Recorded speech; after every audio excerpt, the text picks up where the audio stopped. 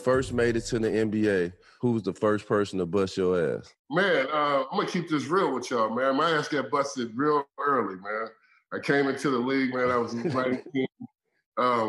You know how some of them vets, man, they play you to the T, man. I got played down in Boston one night. We was playing Boston Celtics.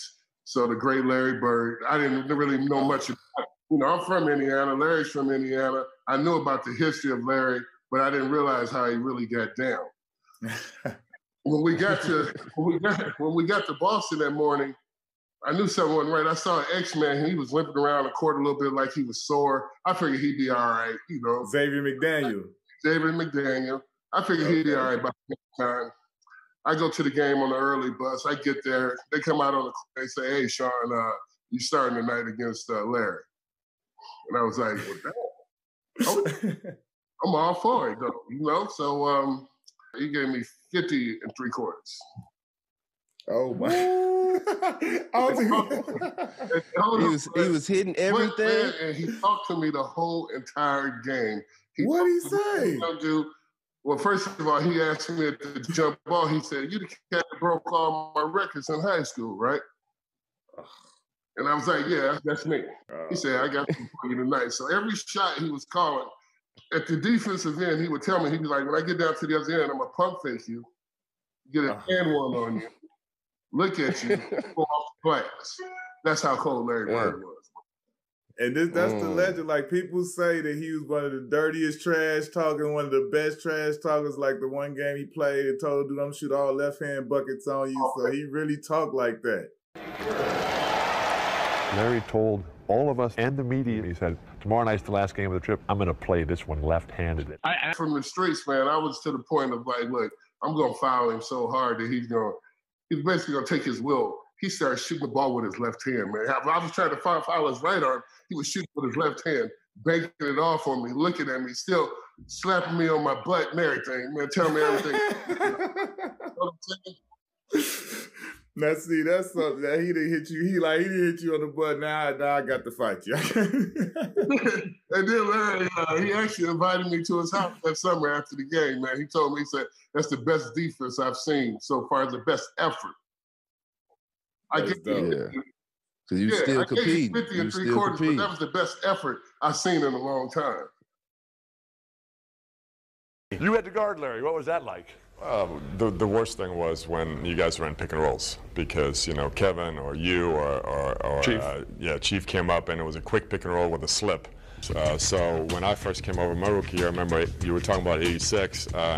Remember the game, my rookie year, Mark Aguirre didn't want to play against the Boston Celtics for whatever reason. Celtics bring it up court to Larry Bird from three. Yes! Larry Bird! Woo! A three-point shot with 4 seconds to go, and the Celtics lead by 1. Could have been called Bird-itis. Yeah, traded match. So I was, I think, at that point, the third small forward, and Larry gave us 50. Try again. He's short, and Larry Bird, an enviable pass right there. Easting finally misses, but Bird does the long arms. Bird gets a three points and 3-point field goal shooters. His left. Larry Bird. And to go. Ellis goes. Larry Bird with the left hand. Bird, three-pointer. Count it. Game for Boston. Larry Bird only needs 5-4 with 12 seconds. Bird, three-pointer. Count it. Oh, boy. Next year, for whatever reason, somebody else didn't play again. I was starting, and I go, "Okay, do you want Bird or McHale?" Oh, great choice. And I was going, isn't Walton starting? Funny, the first time that I played in my rookie year, I guarded Larry Bird, and it took me about 10 minutes to realize I should be probably guarding him instead of staring at him. You know? And he came down. It was funny. He came down one time, and Mark West was the center on our team, and Larry looked at me, and then he looked at Mark, and he said, "Mark, I'm going to go down. I'm going to come off the screen. I'm going to catch it right there. I'm going to turn around. I'm going to shoot it in the rookie's face, and then I'm going to run down the floor." And that's exactly what he did. And I'm sitting there. That just happened. But did he talk to you, or you weren't good enough? He talked through me. He never agreed. he never addressed me. I love that. Yeah, because you're a rookie. He wouldn't talk. I could imagine. He had no time for me. He just talked right through me to Mark West and told him what he's going to. Like, I wasn't even there. And did Mark West going? Mark was like, all right, okay, man. all right. You probably will. And then he did. He did it. But there was nothing I could do about it. I get a charge when I tell somebody on the opposing team that I'm going to hit the last second shot and then do it. That's what it's all about. Larry's open. 1, 3. Yeah! I remember the Portland game. It was, I think it was Super Bowl Sunday.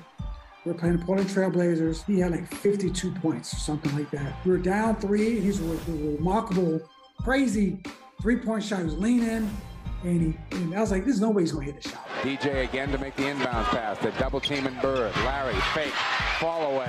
Hits it at the buzzer! All right! He's leaning, falling, hits the three-point. I'm like, this guy's amazing. I was a Celtic fan growing up. I'm thinking I'm going to be a Celtic, And then, they pick Len Bias, and I got to go and play against Larry and those guys. It's something I've watched my whole life. I turn around and Larry goes, "What's up, Sal? What's up, Larry?" He goes, "You made it." "Yeah, man." He goes, "Y'all not double teaming?" I said, "Nah, just me on you." He goes, "For real?" I go, "Yeah." Yo, mouse in the house. And he runs down to the post and posts me up. And boom, score. He said, "It's going to be a long night, Sal." And Larry with a long jump shot. You mentioned, you talked about Larry Bird, and there was that one moment where I'm not sure if Isaiah lost his mind or it was just the truth. And Dennis Rodman said, Larry Bird's just another white boy. He's a good player, but he's it's basically because he's white. I think it was 86, 87. So we were playing Boston Celtics in the Eastern Conference Finals. So they gave me the task of guarding Larry Bird. Guarding Larry Bird. I'm like this 25-year-old rookie in the league. They said, "Dennis, you have to guard him." And I'm like, what I'm saying, guard him. So that was my whole job, to guard the toughest guy on the team, on the other teams. So, so I'm guarding him. And every time I turn my head, he's over there in the three-point line. He said, "I'm over here, Rook." I'm like, I got to go out there and run out there like a dumbass. Let's go out there, try to contest him. He'll hit the three. I'm like, okay, that's this. So that's like game 6 in Boston. So I made the most wrong decision that as a person can make. The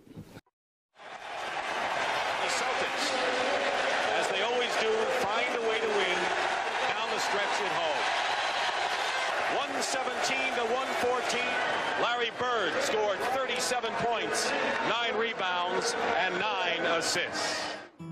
The Pistons had lost to the Celtics in 7 games in the 1987 Eastern Conference Finals. And in Detroit's locker room afterwards, the questions were about the superstar who dominated them again. And then things got complicated.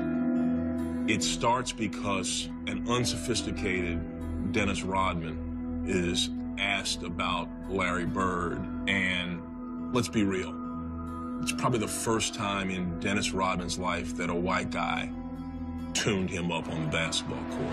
Dennis Rodman just went to Larry Bird University. Larry Bird was the god in the NBA. He's like the great white hope. At that time, I didn't know any better because I'm so used to being in the projects back then. So after the game, I said, asked me questions. How do you think? What do you think about Larry Bird? And I said, if Larry was a black guy, he just would be a regular old basketball player. And I didn't realize what I said. The funny thing about it is just the fact that, Rodman was in his feelings. At that time, Worm was in his feelings. It was after a game. And, Isaiah took the heat on it. Yeah. And that's the thing about being a captain of your team. You're going to take the heat. You're going to make sure that you protect your players. I know what I was saying because I was so young and stupid. I said if he was black, he'd be just an average basketball player. Yeah, you got a lot of flack for that. Yeah. Oh, yeah. You got a lot of flack. Yeah. Like it was yesterday. I'm just saying that's actually what I said back then. And someone ran over with that comment and asked Isaiah Thomas, your teammate said something. Do you agree with it? And Isaiah did a great job of protecting him. It wasn't the fact that it was any disrespect to Larry Bird and his ability. It was just the fact that, you know what, he's a player. We didn't want to look at color. So the thing is, he's a good player. Remember, you said here's the great white hope. But it was just the fact that when you look at it, it's like, that motherfucker bad as hell. You know, like, he white, he can play. And it was more like, I'm in Boston, but I'm in Boston. And Boston. But you know what was so cool about our team, though, that Isaiah came to my defense. He took all that heat from me. He said, Dennis, just get in your car and drive back to Oklahoma. A very, very good basketball player. I think he's an exceptional talent. But I'd have to agree with Rodman. If he was black, he'd be just another good guy.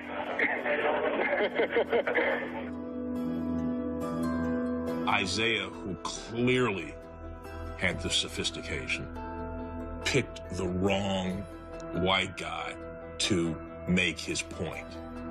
Because Larry was the baddest boy on the planet. With that being said, Isaiah took the heat for that because all of a sudden it's like Isaiah's going to protect us, you know, by all means necessary. You know, it's like, okay, it's just Larry Bird. It ain't like is he special?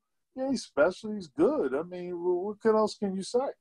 You know, just walking in this room and seeing everybody, it must have touched a lot of people, and that's why we're here. We're trying to cover up for each other. Isaiah, tell me about the laugh. Now, is that a sarcastic laugh, or is that a laugh of someone who's saying, you know exactly what I mean? No, it's a very sarcastic laugh. I think anybody who knows me well. Do you regret the comment? I never made the comment. Do you regret piggybacking on Dennis's comment? I regret not being smart enough to never repeat someone else's quote. The comment's effect on Isaiah and his image was undeniable. But for the team, the impact was totally different. That was a turning point. Isaiah really came to my rescue. That right there was a telling moment for me and for the team that we'll do anything for each other. But those times were different then. Those times were different. It's a different era these days. But my career that's escalated from that point on. Wow. From that point on, I learned. And the more I learned, the more I respect everything in life.